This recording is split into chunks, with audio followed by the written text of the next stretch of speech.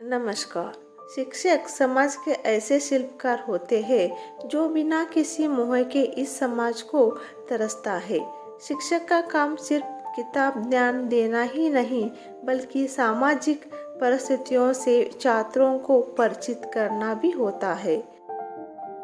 शिक्षकों की इसी महत्ता को सही स्थान दिलाने के लिए ही हमारे देश में राधा कृष्णन ने पुरजोर कोशिश की। वो खुद एक बेहतरीन शिक्षक थे।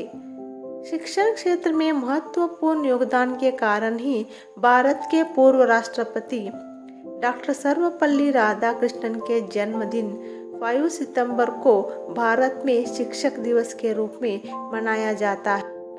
उनके जन्म दिवस के उपलक्ष्य में शिक्षक दिवस मनाकर डॉक्टर राधाकृष्णन के प्रति सम्मान व्यक्त किया जाता है।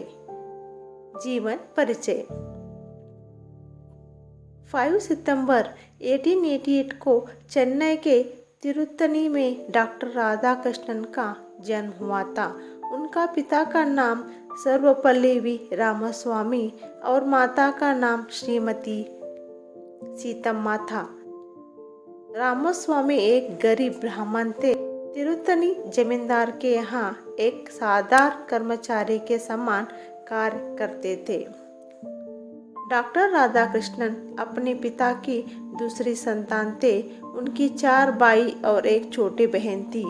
यह बहन भाई 2 माता पिता को मिलाकर 8 सदस्यों की इस परिवार की आया अत्यंत सीमित थी। इस सीमित आया में भी डॉक्टर राधाकृष्णन ने सिद्ध कर दिया कि प्रतिभा किसी की मोहताज नहीं होती। उन्होंने न केवल महान शिक्षाविद के रूप में ख्याति प्राप्त की, बल्कि देश के सर्वोच्च राष्ट्रपति पद को भी सुशोभित किया। स्वतंत्र भारत के पहले उपराष्ट्रपति और दूसरे राष्ट्रपति सर्वपल्ली राधाकृष्णन को बचपन में कई प्रकार की कठिनाइयों को सामना करना पड़ा।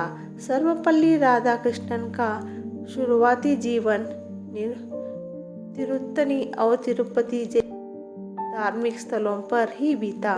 डॉक्टर सर्वपल्ली राधाकृष्णन भारतीय संस्कृति की ज्ञानी, एक महान शिक्षक, महान दार्शनिक होने के साथ ही विज्ञानी हिंदू विचारक भी थे।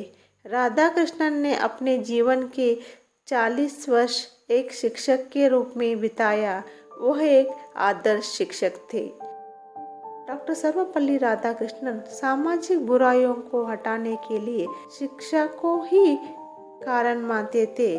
शिक्षा को मानव व समाज का सबसे बड़ा आधार मानने वाले डॉक्टर सर्वपल्ली राधाकृष्णन शैक्षिक जगत में अस्मरणीय व अतुलनीय योगदान रहा है।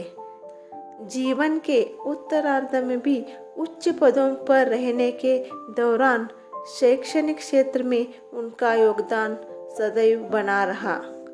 17 अप्रैल 1975 को सर्वपल्ली राधाकृष्णन ने लंबी बीमारी के बाद अपना देह त्याग दिया, लेकिन शिक्षा के क्षेत्र में उनकी कार्यों की वजह से आज भी उन्हें एक आदर्श शिक्षक रूप में याद किया जाता है।